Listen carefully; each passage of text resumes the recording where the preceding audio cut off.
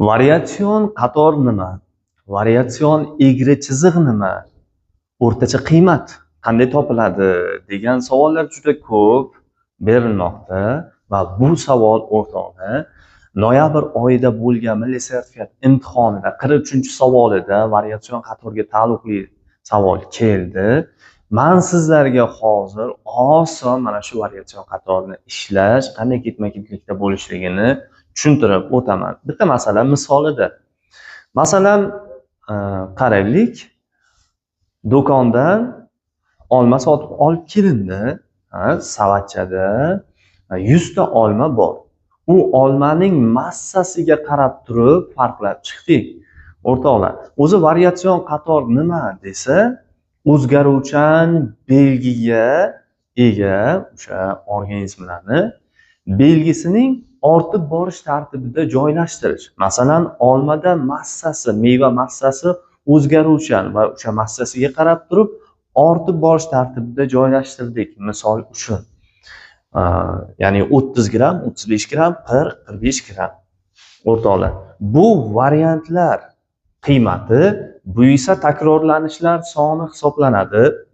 Ya'ni 4 ta 30 gramli olma topilgan, 10 ta 35 gramli, 20 ta 50 gramli va hokazo. Mana shunaqa qiymat va bu qiymat masala shartida beriladi va sizdan mana bunaqa egri chiziq chizishlikni va m o'rtachani topishlik so'raladi. O'rtoqlar, biz mana bunaqa chizma chizib olamiz. Bu OY, bu OX o'qi hisoblanadi. Ya'ni absissa, ordinata o'qlar hisoblaymiz. Qaranglar. Bu o'qqa variantlarni joylashtiramiz. Bu chiziqga esa takrorlanishlar soni qiymatini joylashtiramiz. Endi uchrashliklarini nuqta bilan belgilay olamiz. Masalan, 30 gramlisidan 4 ta, ya'ni 30 gramlisidan 4 ta uchragan joyini nuqta bilan belgilaymiz. 35 gramlidan 10 ta uchragan joyi nuqtali bilan belgilanadi va hammasini mana shu nuqta bilan belgilab chiqib, bu nuqtalarni to'g'ri chiziq bilan tutashtirib chiqiladi va mana shunaqa egri chiziq hosil qilib beriladi. Ya'ni milliy sertifikatni yozma ish savolida mana shunaqa chizmani chizib berishimiz shart bo'ladi va buning uchun baho, ball beriladi, o'rtoqlar. Endi qaranglar. M o'rtachani topishimiz uchun mana bu formuladan foydalanamiz.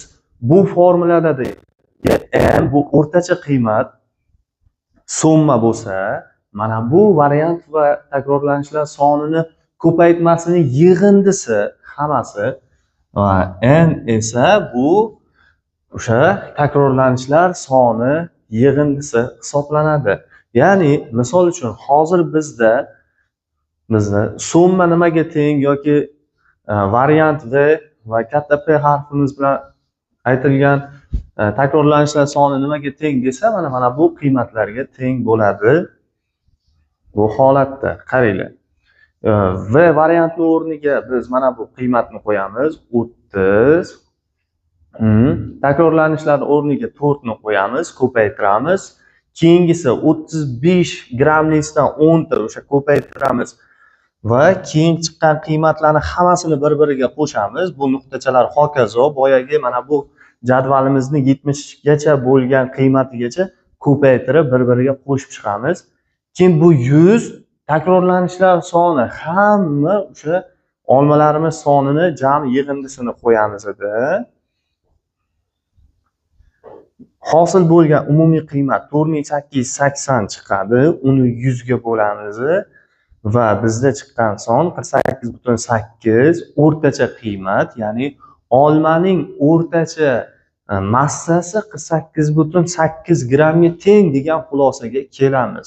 Va mana shu amallarni ketma-ket bajarsangiz 43-savolga maksimal ballni qo'lga kiritasiz.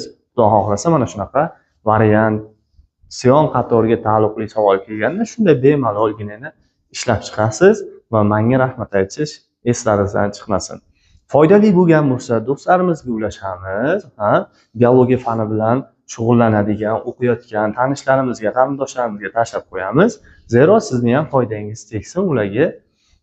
Mana shunaqa foydali videoni bir ulashishga o'z hissalaringizni qo'shinglar. Siz bilan Aslbek biolog bo'ldi.